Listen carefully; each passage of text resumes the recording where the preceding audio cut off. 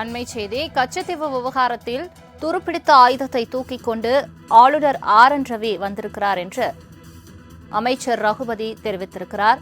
முக்கிய செய்தியாக பார்த்து வருகிறோம். கச்சத்தீவு விவகாரத்தில் ஆளுநர் அரசியல் செய்ய வேண்டாம் என்றும் சட்டத்துறை அமைச்சர் ரகுபதி தெரிவித்திருக்கிறார். இது தொடர்பான மேலும் விவரங்களை தருவதற்காக செய்தியாளர் செலினா இணைப்பில் இருக்கிறார்.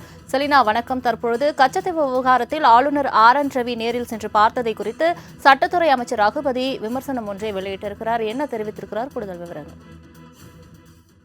கச்சத்தீவை வைத்து கச்சை காட்ட முயல்கிறார் ஆளுநர் ரவி எனவும், கச்சத்தீவில் மீனவர்களின் உரிமையை பறிப்பதற்கு அப்போதைய மத்திய மாநில அரசுகளே காரணம் என்றும், 1974 நடைபெற்ற தவறில் அப்போது மத்திய கூட்டணியில் இருந்த இன்றைய மாநில ஆளுங்கட்சிக்கும் பொறுப்பு என திரும்ப திரும்ப பழைய ஆயுதத்தையே தூக்கி கொண்டு வருவதாகவும் ஆளுநர் RN ரவி சுட்டிக்காட்டி தற்பொழுது அமைச்சர் ரகுபதி அறிக்கை ஒன்றை வெளியிட்டிருக்கிறார். தமிழ்நாடு மீனவர்கள் இலங்கை இராணுவத்தால் தாக்கப்பட்டு சிறைபிடிக்கப்படுவது நாளுக்கு நாள் அதிகரித்து கொண்டே வரக்கூடிய நிலையில் 2024ஆம் ஆண்டில் மட்டும் 528 மீனவர்கள் கைது செய்யப்பட்டிருக்கிறார்கள் எனவும், இந்த ஆண்டு ஜனவரியில் மட்டும் 53 மீனவர்கள் கைதாகி இருக்கிறதையும் சுட்டிக்காட்டி இருக்கிறார்.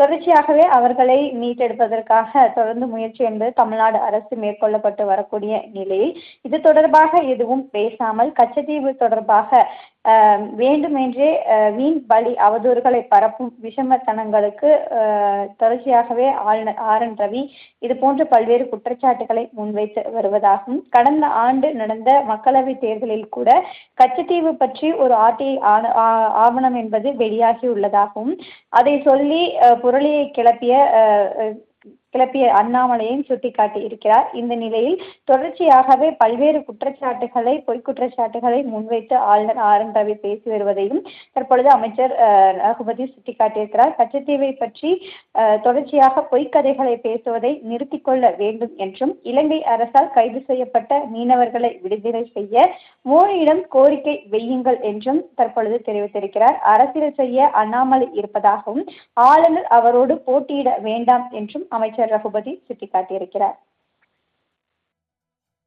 தங்களின் முழு விவரங்களுக்கு நன்றி செலினா.